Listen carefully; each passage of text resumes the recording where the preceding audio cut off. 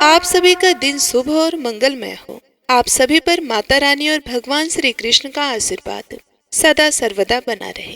पिछले अध्याय को सुनने के लिए आप सभी भक्तों का दिल से बहुत बहुत धन्यवाद।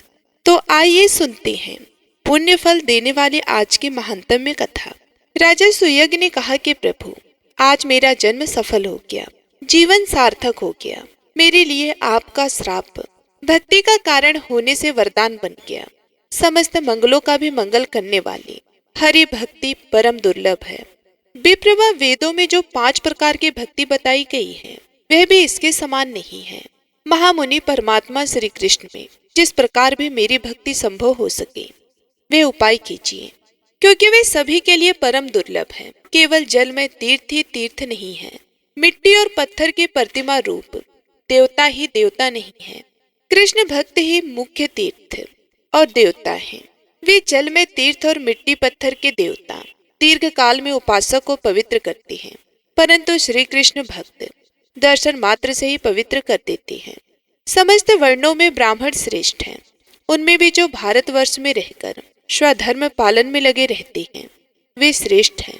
मैं भी जो श्री कृष्ण मंत्र का उपासक, श्री कृष्ण भक्ति परायण तथा प्रतिदिन श्री कृष्ण के नववेद्य का भोजन करने वाला है, वे सर्वश्रेष्ठ और महान पवित्र हैं।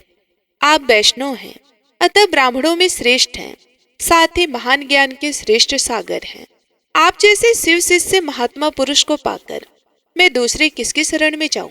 महामुनि, आपके श्राप से इस समय मैं गलित कुष्ठ का रोगी हूँ। आप पवित्र हूँ और तप के अधिकार से वंचित हूँ। ऐसी दशा में मैं कैसी तपस्या करूं? तब ऋषि बोले, राजन, सनातनी विष्णु माया हरि भक्ति प्रदान करने वाली है।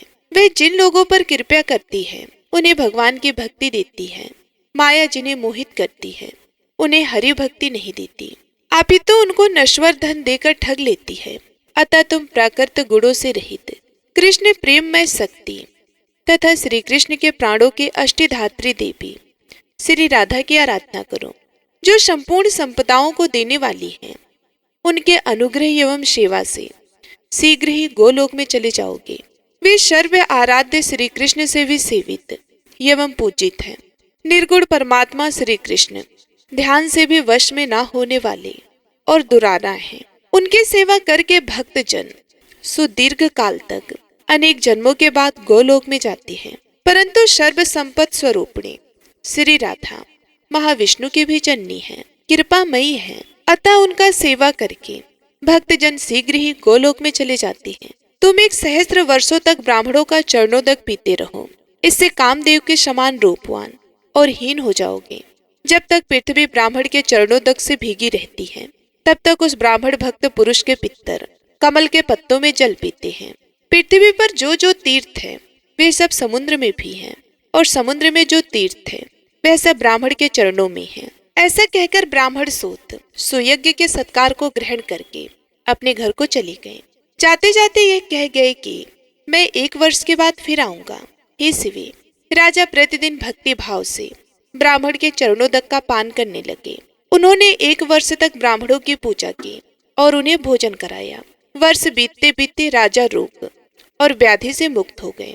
फिर कश्यप कुल के अग्रणी मुनि श्रेष्ठ सतपारा की पूजा का विधान, सूत्र, कवच, मंत्र और सामवेद उक्त ध्यान का राजा सुयज्ञ को उपदेश दिया और कहा कि राजन शीघ्र घर छोड़कर निकल जाओ। ऐसा कहकर मुनि तो तपस्या के लिए चले गए और राजा तुरंत ही घर छोड़कर दुर्गम वन को चल दिए। राजा की चारों रानियों ने प्राण त्याग दिए और उनका पुत्र राजा हुआ। सुयज्ञ ने पुष्कर में जाकर सुदुष्कर तपस्या की। उन्होंने 100 दिव्य वर्षों तक श्री राधा के उत्कृष्ट मंत्र का जप किया। तब उन्होंने आकाश में रथ पर बैठी हुई परमेश्वरी श्री राधा के दर्शन किए। उनके दर्शन मात्र से राजा के सारे पाप ताप दूर हो गए। उन्होंने मनुष्य देह को त्याग दिया और दिव्य रूप धारण कर लिया। देवी श्री राधा उस रतेंद्र निर्मित विमान द्वारा राजा को साथ लेकर गोलोक में चली गई। राजा ने विरजा नदी तथा मनोहर सत्संग पर्वत से घिरे हुए श्री वृंदावन से युक्त तथा रासमंडल से मंडित गोलोक का दर्शन किया। वे गौवों, गोपियों और गोप समूह में सेवित तथा रतेंद्र सार से निर्मित अत्यंत मनोहर भवनों द्वारा सुशोभित हो रहा था। भांति भांति के चित्र विचित्र दृश्य उसकी शोभा बढ़ाते थे और वे कल्प वृक्ष युक्त 37 उपवनों से शोभायमान था। वैकुंठ से 50 करोड़ योजन ऊपर वे शून्य में बिना किसी आधार के स्थित है और भगवान की इच्छा से ही सुस्थिर हैं। आत्म आकाश के समान नित्य हैं और हम लोगों के लिए भी परम दुर्लभ हैं। मैं नारायण अनंत ब्रह्मा विष्णु, धर्म शूद्र विराट, गंगा लक्ष्मी सरस्वती, पार्वती विष्णु, माया सावित्री तुलसी गणेश, सनत कुमार, अस्कंद नर नारायण, ऋषि कपिल, दक्षिणा, यज्ञ ब्रह्मपुत्र तथा कृष्ण मंत्र के उपासक भारतीय वैष्णव, इन सबने ही गोलोक को देखा है। दूसरों ने इन्हें कभी नहीं देखा है। उस गोलोक धाम में श्याम सुंदर श्री कृष्ण निरामय रत्न सिंहासन पर विराजमान हैं। रत्नों के हार किरीट तथा रत्नमय भूषणों से भी विभूषित हैं। अग्नि शुद्ध अत्यंत निर्मल चिन्मय पीताम्बर उनके श्रीअंगों की शोभा बढ़ाता है। उनके सारे अंग चंदन से चर्चित हैं। वे किशोर गोप बालक के रूप में दिखाई देती हैं। नूतन जलधार के समान, श्याम कांति श्वेत कमल के समान, नेत्र शरद की पूर्णिमा के चंद्रमंडल को तिरस्कृत करने वाला, मंद हास्य से सुशोभित, मुख मनोहर आकृति, 2 भुजाएं और हाथ में मुरली, यही इनके रूप की झांकी है। भक्तों पर अनुग्रह करने के लिए ही वे दिव्य विग्रह धारण करते हैं। श्री कृष्ण स्वेच्छा में प्राकृतिक से परे पर ब्रह्मा स्वरूप निर्गुण परमात्मा है। ध्यान से भी वे वश में आने वाले नहीं हैं। उनकी आराधना बहुत कठिन है। वे हमारे लिए भी परम दुर्लभ है। उनके प्रिय सखा बाल ग्वाल, बाल सफेद चौलिये उनकी सेवा करते हैं। प्रेम पीड़िता सुस्थिर योना, चिन्मय वस्त्र धारणी, रत्न भूषण भूषिरा गोपिका एवं मंद मंद मुस्कुराती हुई उनकी छवि निहारती रहती हैं। रास मंडल के मध्य भाग में परात्पर पुरुष श्री कृष्ण, कृष्ण के राजा सुयज्ञ ने इसी रूप में दर्शन किए। श्री राधा ने ही वहां उन्हें अपने प्राण बल्लभ के दर्शन कराए थे। चारों वेद मनोहर मूर्ति धारण करके उनके दर्शन करते थे। राग रागनियां भी मूर्तिमय होकर वाद्य यंत्र और मुख से उन्हें अत्यंत मनोहर संगीत सुनाती थी। हे शिवे, नित्य सनातनी प्राकृतिक के साथ तुम भी सदा उनके चरण बंधुओं की सेवा करती हो। वे तुलसी दल से मंडित होती हैं तथा कस्तूरी, कुमकुम, गंध, चंदन, दूर्वा, अक्षत, पायजीत पुष्प तथा वारजा के निर्मल जल से उनके लिए नित्य अर्घ्य दिया जाता है। उस समय उनकी बड़ी शोभा होती है।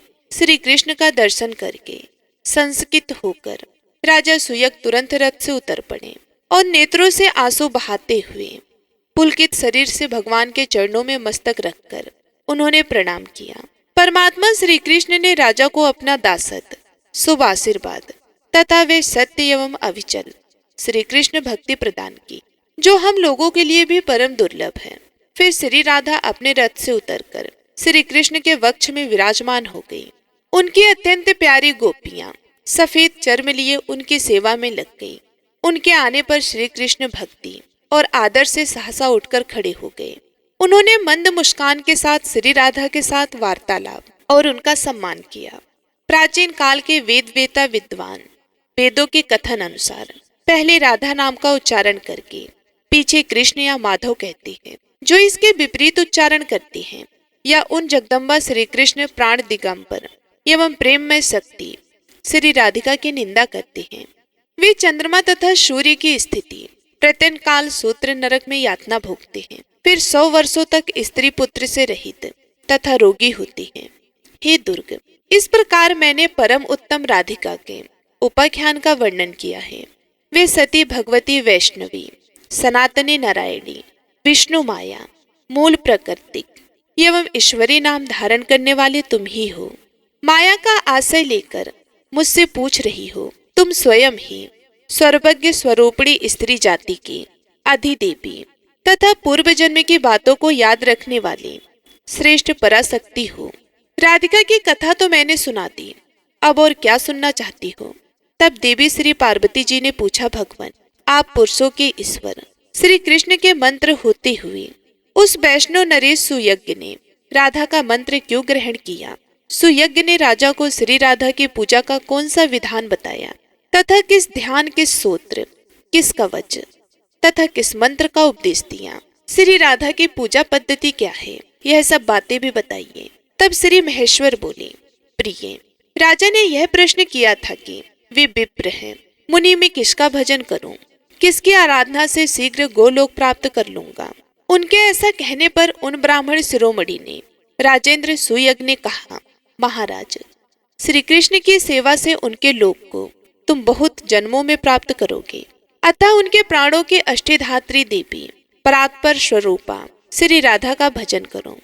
वे कृपामयी हैं, उनके प्रसाद से साधक शीघ्र ही उनके धाम को प्राप्त कर लेता है। ऐसा कहकर मुनि ने उन्हें राधा के इस मंत्र का उपदेश दिया। वे मंत्र इस प्रकार हैं, ओम राधाय स्वाहा। इसके बाद प्राणायाम भूत शुद्धि मंत्र, न्यास कर न्यास अंग न्यास, उनके सर्व दुर्लभ ध्यान सूत्र और कवच की भक्ति भाव से राजा को शिक्षा दी। राजा ने उसी कर्म से उस मंत्र का जप किया। साथ ही श्री कृष्ण ने पूर्व काल में जिस ध्यान के द्वारा श्री राधा का चिंतन एवं पूजन किया था, उसी साम वेदोक्त ध्यान के अनुसार उनके स्वरूप का चिंतन किया। वे ध्यान मंगलों के लिए भी मंगलकारी है। श्री राधा का ध्यान इस प्रकार किया, श्री राधा के अंग कांति श्वेत चंपा के समान गौर है। वे अपने अंगों में करोड़ों चंद्रमाओं के समान मनोहर कांति धारण करती हैं। उनका मुख शरद ऋतु की पूर्णिमा के चंद्रमा को लज्जित करता है। दोनों नेत्र शरद काल के प्रफुल्ल कमलों की शोभा को छीन लेती हैं। वे श्रेष्ठ सुंदरी हैं। मुक्ता के पंक्तियों को तिरस्कृत करने वाली दंत पंक्ति उनके मुख के मनोहर को बढ़ाती है। वे रत्नों के हार से विभूषित हैं। रत्नमय केयूर और कंगन धारण करती हैं। रत्न निर्मित विचित्र कुंडल उनके दोनों कानों की श्री वृद्धि करती हैं। सूर्य प्रभा के प्रतिमा रूप कपोल युगल से वो सुशोभित होती हैं। उत्तम रत्नों के सार तत्व से निर्मित किरीट मुकुट उनकी उज्जवल को जागृत करता है। रत्नों की मुद्रिका और पासक उनकी शोभा बढ़ाते हैं। वे मालती के पुष्पों और हारों से अलंकृत केश पास धारण करती हैं। कस्तूरी की बेदा, चंदन की विंतु और सिंदूर की टक्की से उनके मनोहर श्रीमत का निम्र भाग अत्यंत उद्दीप्त दिखाई देता है। रास में रासेश्वर के सहित विराजित राजेश्वरी राधा का मैं भजन करता हूँ। इस प्रकार ध्यान कर मस्तक पर पुष्प अर्पित करके पुनः जगदम्बा श्री राधा का चिंतन करें और फूल चढ़ाएं। पुनः ध्यान के पश्चात 16 उपचार अर्पित करें। आसन, वसन, पाद, अर्घ, गंध, अनुलेखन, धूप, दीप, सुंदर पुष्प, स्नान, नित्य रत्न भूषण, विविध नैवेद्य, सुवासित तंबूल, जल, मधुपर्क तथा रत्नम सैया, यह 16 उपचार हैं। राजा इनमें से प्रत्येक को वेद मंत्र के उच्चारण पूर्वक भक्ति भाव से अर्पित किया। भक्ति भाव से अर्पित किया। हे शिवे, इन उपचारों के सम अर्पण के लिए जो सर्व संपत्त मंत्र है उन्हें सुनो। पहला आसन उपचार के लिए मंत्र है, रत्नशारम विक्रम चा निर्मित विश्वकर्मणम वरम सिंहासन रम्य राधे पूजतम ग्रत, अर्थात राधे पूजा के अवसर पर विश्वकर्मा द्वारा रचित रमणीय श्रेष्ठ सिंहासन जो रत्नसार का बना हुआ है ग्रहण करो।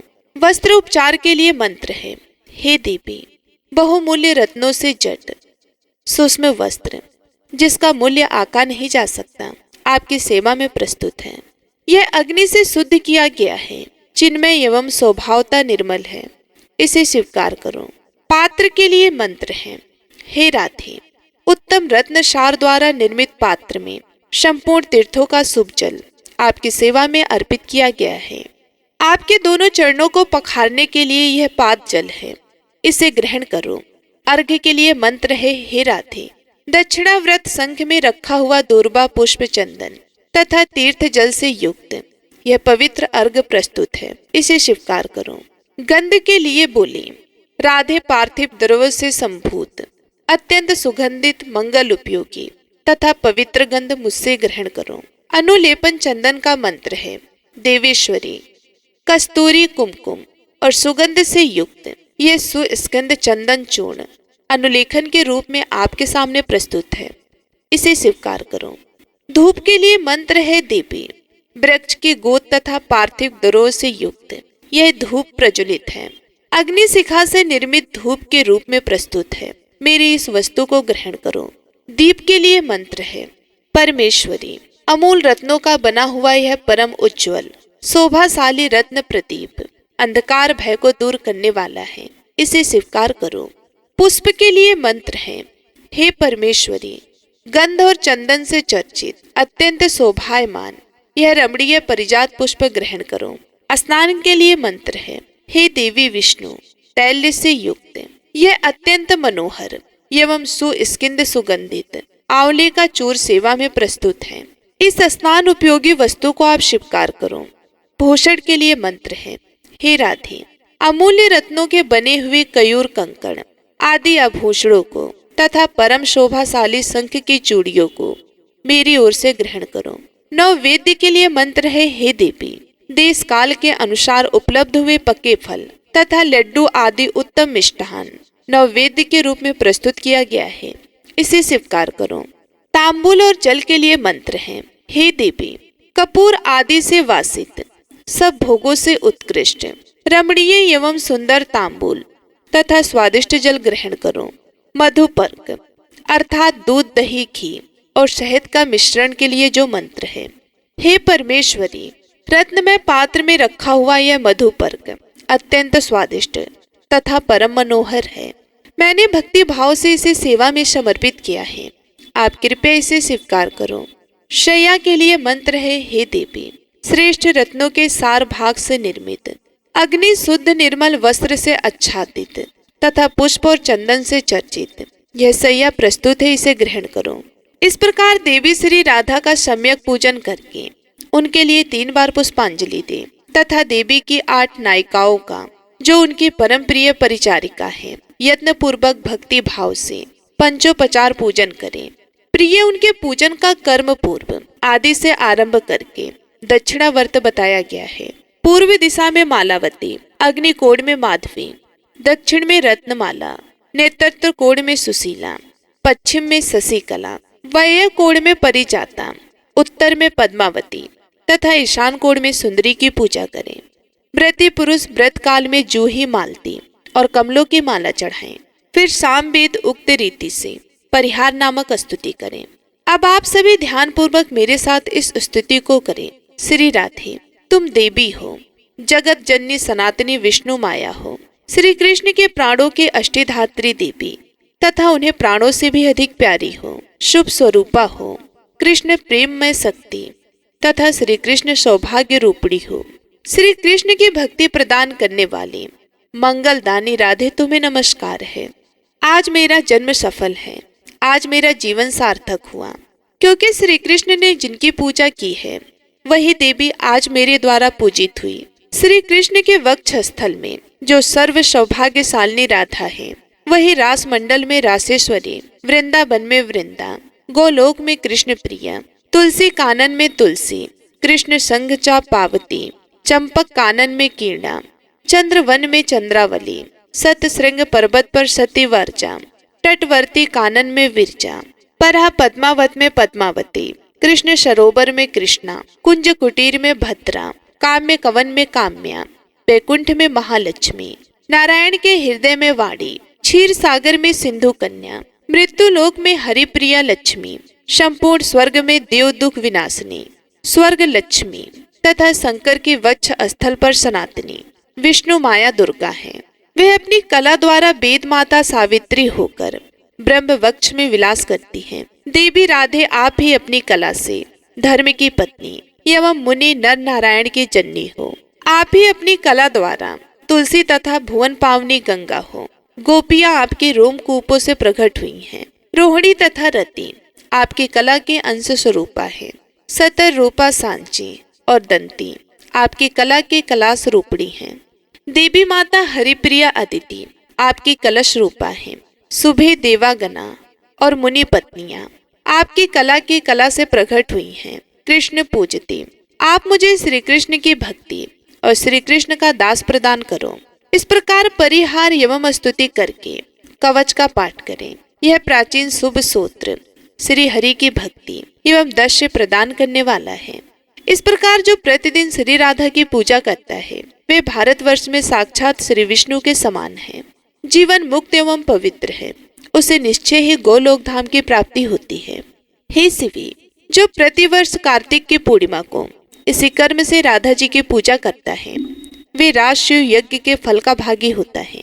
इस लोक में उत्तम ऐश्वर्य से संपन्न एवं पुण्यवान होता है और अंत में सब पापों से मुक्त होकर श्री कृष्ण के धाम में जाता है। हे पार्वती, आदि काल में पहले श्री कृष्ण ने इसी कर्म से वृंदावन के रास मंडल में श्री राधा की स्तुति एवं पूजा की थी। दूसरी बार आपके वर से वेद माता सावित्री को पाकर सृष्टिकर्ता जी ने इसी कर्म से राधा जी का पूजन किया था।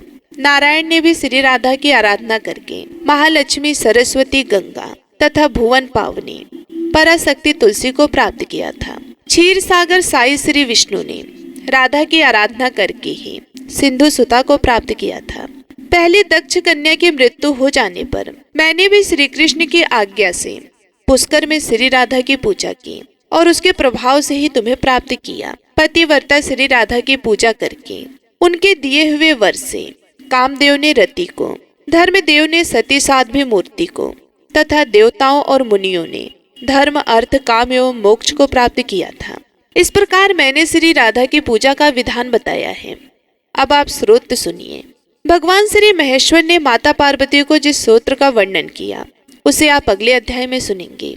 जय श्री कृष्णा। अब आप सुनिए श्री कृष्ण चालीसा पाठ। प्रिय भक्तों, आइए सुनते हैं भगवान पर विश्वास की एक सत्य कहानी, या फिर ऐसा कह लीजिए कि भगवान के चमत्कार की कहानी।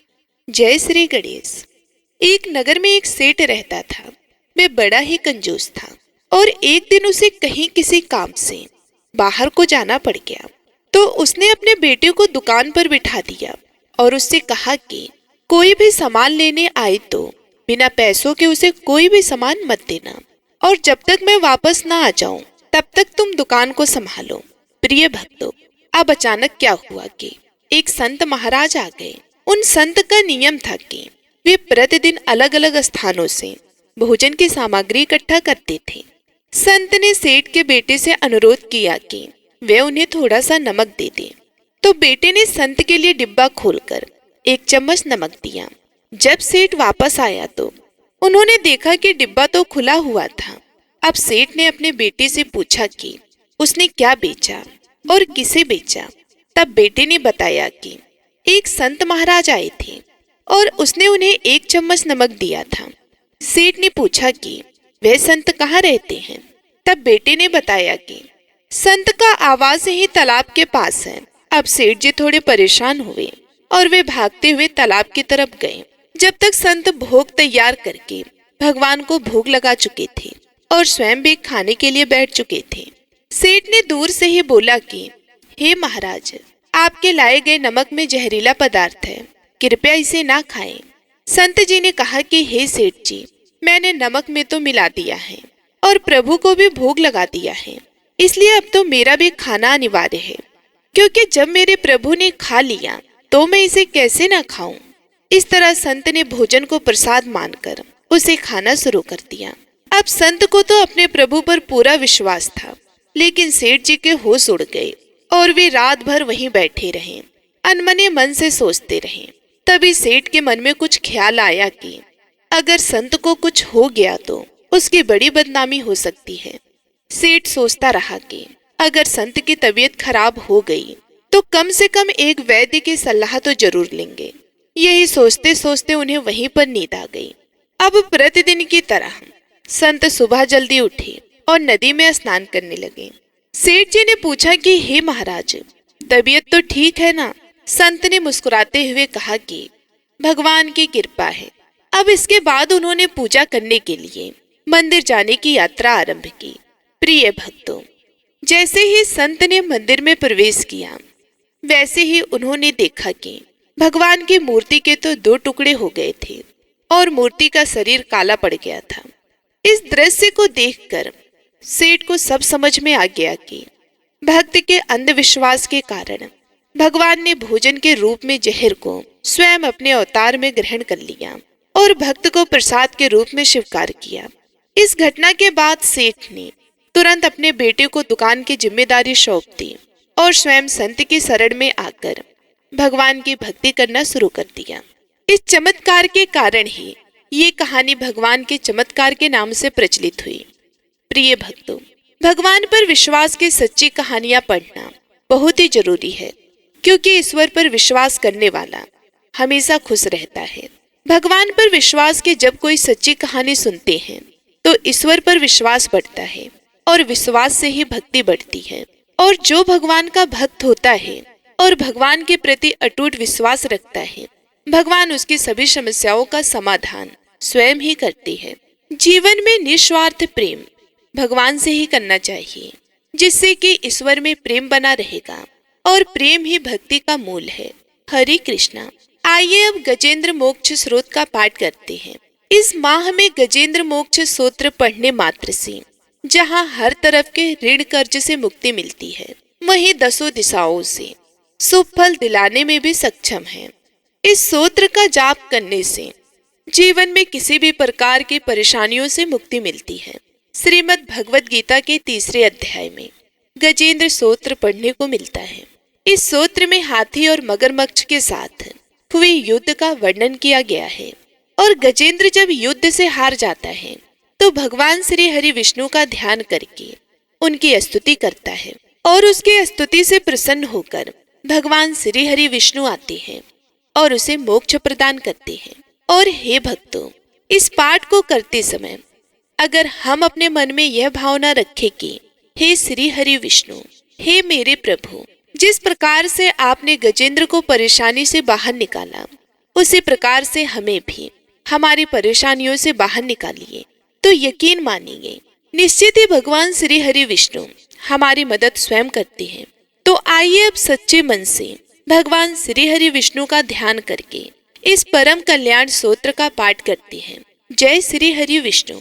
सूत जी ने कहा कि बुद्धि के द्वारा पिछले अध्याय में वर्णित रीति से निश्चय करके तथा मन को हृदय देश में स्थिर करके वे गजराज अपने पूर्व जन्म में सीखकर कंठस्थ किए हुए सर्वश्रेष्ठ एवं बार बार दोहराने योग्य निम्नलिखित सूत्र का मन ही मन पाठ करने लगा। गजेंद्र उवाच। गजराज ने मन ही मन कहा कि जिनके प्रवेश करने पर, जिनकी चेतना को पाकर ये जड़ शरीर और मन आदि भी चैतन्य बन जाते हैं, चैतन्य की भांति व्यवहार करने लगते हैं, ओम शब्द के द्वारा लक्षित तथा संपूर्ण शरीर में प्राकृतिक एवं पुरुष रूप से प्रविष्ट हुए उन सर्व समर्थ परमेश्वर को हम मन ही मन नमन करते हैं, जिनके सहारे यह विश्व टिका है, जिनसे यह निकला है, जिन्होंने इसकी रचना की है और जो स्वयं ही इसके रूप में प्रकट है,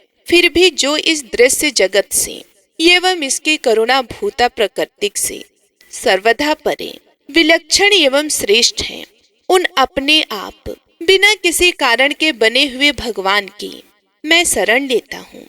अपने संकल्प शक्ति के द्वारा अपने ही स्वरूप में रची हुई और इसलिए सृष्टि काल में प्रकट और परले काल में उसी प्रकार आप प्रकट रहने वाले इस शास्त्र प्रसिद्ध कार्य कारण रूप जगत को, जो अकुंठित दृष्टि होने के कारण साक्षी रूप से देखते रहती हैं, उनसे लिप्त नहीं होते, वीचसु आदि प्रकाशकों के भी परम प्रकाशक प्रभु मेरी रक्षा करे।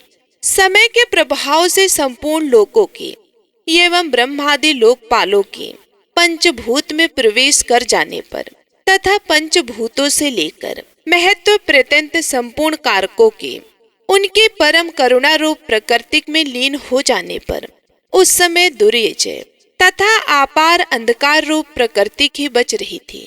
उस अंधकार के परे अपने परम धाम में जो सर्वव्यापक भगवान सब ओर प्रकाशित रहते हैं, वे प्रभु मेरी रक्षा करें। भिन्न भिन्न रूपों में नाट्य करने वाले अभिनेता के वास्तविक स्वरूप को जिस प्रकार साधारण दर्शक नहीं जान पाते, उसी प्रकार सत्व प्रधान देवता तथा ऋषि भी जिनके स्वरूप को नहीं जानते, तो फिर दूसरा साधारण जीव तो कैसे ही जान सकता है अथवा वर्णन कर सकता है। वे दुर्गम चरित्र वाले प्रभु मेरी रक्षा करें। आसक्ति से सर्वदा छूटे हुए संपूर्ण प्राणियों में आत्मबुद्धि रखने वाले, सबके आकरण हेतु एवं अतिशय साधु स्वभाव मुनिगण, जिनके परम मंगलमय स्वरूप का साक्षात्कार करने की इच्छा से वन में रहकर अखंड ब्रह्मचर्य आदि अलौकिक व्रतों का पालन करती हैं। वे प्रभु ही मेरी गति है, जिनके हमारी तरह कर्मवश ना तो जन्म होता है और न जिनके द्वारा अहंकार प्रेरित कर्म ही होती है, जिनके निर्गुण स्वरूप का ना तो कोई नाम है ना ही रूप है, फिर भी समय अनुसार जगत की सृष्टि एवं प्रलय के लिए स्वेच्छा से जन्म आदि को स्वीकार करती है। उन अनंत शक्ति संपन्न पर ब्रह्मा परमेश्वर को नमस्कार है। उन प्राकृत आकार रहित एवं अनेकों आकार वाले अद्भुत कर्मा भगवान को बारंबार नमस्कार है। स्वयं प्रकाश एवं सबके साक्षी परमात्मा को नमस्कार है। उन प्रभु को जो नम वाणी एवं चित्त वृत्तियों से भी सर्वदा परे हैं, उनको बार बार नमस्कार है। विवेकी पुरुष के द्वारा सतत गुण विशिष्ट निवृत्त धर्म के आचरण से प्राप्त होने योग्य मोक्ष सुख के अनुभूति रूप प्रभु को नमस्कार है। सत्व गुण को स्वीकार करके शांत, रजोगुण को स्वीकार करके घोर एवं तमोगुण को स्वीकार करके मूढ़ से प्रतीत होने वाले भेद रहित ऐत्यो सदा संभाव से स्थित ज्ञान घन प्रभु को नमस्कार है। शरीर इंद्रिय आदि के समुदाय रूप संपूर्ण पिंडों के ज्ञाता, सबके स्वामी एवं साक्षी रूप आपको नमस्कार है। सबके अंतर्यामी, प्रकृति के भी परम कारण किंतु स्वयं कारण रहित प्रभु को नमस्कार है। संपूर्ण इंद्रियों एवं उनके विषयों के ज्ञाता, समस्त प्रतीतियों के कारण रूप संपूर्ण जड़ प्रपंच एवं सबकी मूलभूता अविद्या के द्वारा सूचित होने वाले तथा संपूर्ण विषयों में अविद्या रूप से भासने वाले आपको नमस्कार है। सबके कारण किंतु स्वयं कारण रहित तथा कारण होने पर भी परिणाम रहित होने के कारण अन्य कारणों से विलक्षण कारण आपको बारंबार नमस्कार है।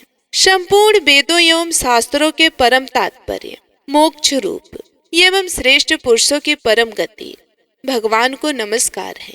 जो त्रिगुण रूप काष्ठों में छिपे हुए ज्ञान रूप अग्नि है, उक्त गुणों में हलचल होने पर जिनके मन में सृष्टि रचने की ब्रह्मवृत्ति जागृत हो उठती है तथा आत्म तत्व की भावना के द्वारा विधि निषेध रूप शास्त्र से ऊपर उठे हुए ज्ञानी महात्माओं में जो स्वयं प्रकाशित हो रहे हैं, उन प्रभु को मैं नमस्कार करता हूँ। मुझ जैसे शरणागत पशु तुल्य जीवों की अविद्या रूप फांसी को सदा के लिए पूर्ण रूप से काट देने वाले, अत्यधिक दयालु एवं दया करने में कभी आलस्य न करने वाले नित्य मुक्त प्रभु को नमस्कार है। अपने अंश से संपूर्ण जीवों के मन में अंतर्यामी रूप से प्रकट रहने वाले सर्वनियंता अनंत परमात्मा आपको नमस्कार है। शरीर, पुत्र, मित्र, घर, संपत्ति एवं कुटुंबियों में आसक्त लोगों के द्वारा कठिनता से प्राप्त होने वाले तथा मुक्त पुरुषों के द्वारा अपने हृदय में निरंतर चिंतित ज्ञान स्वरूप सर्व सामर्थ्य भगवान को नमस्कार है। जिन्हें धर्म, अभिलक्षित भोग, धन तथा मोक्ष की कामना से भजने वाले लोग अपनी मन चाही गति पा लेते हैं, अपितु जो उन्हें अन्य प्रकार से अयाचित भोग एवं अविनाशी पार्षद शरीर भी देती हैं, वे अतिशय दयालु प्रभु मुझे इस विपत्ति से सदा के लिए उबार लें। जिनके अनय भक्त जो वस्तुतः एकमात्र उन भगवान के ही शरण हैं, धर्म, अर्थ आदि किसी भी पदार्थ को नहीं चाहते, अपितु उन्हीं के परम मंगलमय एवं अत्यंत विलक्षण चरित्रों का गान करते हुए आनंद के समुद्र में गोते लगाते रहते हैं। उस अविनाशी सर्वव्यापक, सर्वश्रेष्ठ ब्रह्मादि के भी नियामक आप भक्तों के लिए प्रकट होने पर भी, भक्ति योग द्वारा प्राप्त करने योग्य अत्यंत निकट होने पर भी, माया के आवरण के कारण अत्यंत दूर प्रतीत होने वाले, इंद्रियों के द्वारा अज्ञेय तथा अत्यंत दुर्विज्ञ, अंतरहित किंतु सबके आदि कारण एवं सब ओर से परिपूर्ण उन भगवान की मैं स्तुति करता हूँ। ब्रह्म आदि समस्त देवता, चारों वेद तथा संपूर्ण चराचर जीव नाम और आकृतिक भेद से जिनके अत्यंत क्षुद्र अंश के द्वारा रचे गए हैं, जिस प्रकार प्रज्वलित अग्नि से लपटे तथा सूर्य से किरणें बार बार निकलती हैं, और पुनः अपने कारण में लीन हो जाती है। उसी प्रकार बुद्धि, मन, इंद्रियां और नाना योनियों के शरीर, यह गुणमय प्रपंच, जिन स्वयं प्रकाश परमात्मा से प्रकट होता है और पुनः उन्हीं में लीन हो जाता है, वे भगवान ना तो देवता है, ना असुर, ना मनुष्य हैं, ना तिर्यक मनुष्य से नीची पशु पक्षी आदि किसी योनि के प्राणी हैं, ना वे स्त्री हैं, ना पुरुष और नपुंसक ही हैं, ना वे ऐसे कोई जीव हैं जिनका इन तीनों ही श्रेणियों में समावेश हो सके, ना वे गुण हैं, ना कर्म, ना कार्य, ना तो कारण ही। सबका निषेध हो जाने पर जो कुछ बचा रहता है वही उनका स्वरूप है और वे ही सब कुछ हैं। ऐसे भगवान मेरे उद्धार के लिए अभिभूत हो। मैं इस ग्रह के चुंगल से छूटकर जीवित नहीं रहना चाहता, क्योंकि भीतर और बाहर सब ओर से अज्ञान से ढके हुए इस हाथी के शरीर से मुझे क्या लेना है। मैं तो आत्मा के प्रकाश को ढक देने वाले उस अज्ञान की निवृत्ति चाहता हूँ, जिसका काल कर्म से अपने आप नाश नहीं होता, अपितु भगवान की दया से अथवा ज्ञान के उदय से होता है। इस प्रकार मोक्ष का अभिलाषी मैं विश्व के रचयिता, स्वयं विश्व के रूप में प्रकट तथा विश्व से सर्वदा परे, विश्व को खिलौना बनाकर खेलने वाले, विश्व में आत्म रूप से व्यापक, आजन्मा, सर्वव्यापक एवं प्राप्त वस्तुओं में सर्वश्रेष्ठ श्री भगवान को केवल प्रणाम ही करता हूँ। उनकी शरण में मैं हूँ, जिन्होंने भगवत भक्ति रूप योग के द्वारा कर्मों को जला डाला है। वे योगी लोग उस योग के द्वारा शुद्ध किए हुए अपने हृदय में जिन्हें प्रकट हुआ देखते हैं, उन योगेश्वर भगवान को मैं नमस्कार करता हूँ, जिनके त्रिगुणात्मक सत्व रज तम रूप, शक्तियों का राग रूप वेग असह्य है, जो संपूर्ण इंद्रियों के विषय रूप में प्रतीत हो रहे हैं, तथापि जिनकी इंद्रियां विषयों में ही रची पची रहती हैं।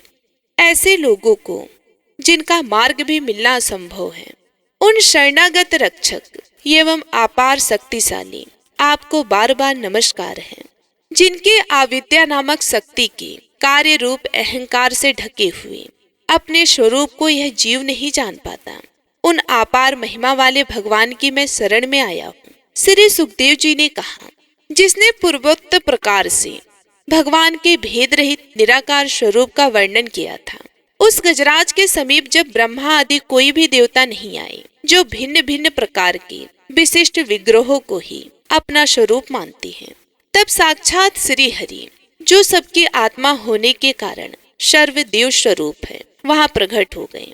उपयुक्त गजराज को उस प्रकार दुखी देखकर तथा उसके द्वारा पढ़ी हुई स्तुति को सुनकर सुदर्शन चक्रधारी जगदाधार भगवान इच्छानुरूप वेग वाले गरुड़ जी के पीठ पर सवार होकर सत्वन करते हुए देवताओं के साथ तत्काल उस स्थान पर पहुंच गए जहां पर वे हाथी था। सरोवर के भीतर महाबली ग्रह के द्वारा पकड़े जाकर दुखी हुए उस हाथी ने आकाश में गरुड़ की पीठ पर सवार चक्र उठाए हुए भगवान श्री हरि को देखकर अपनी सूंड को, जिसमें उसने पूजा के लिए कमल का एक फूल ले रखा था, ऊपर उठाया और बड़ी ही कठिनाई से सर्व पूज्य भगवान नारायण आपको प्रणाम है, यह वाक्य कहा।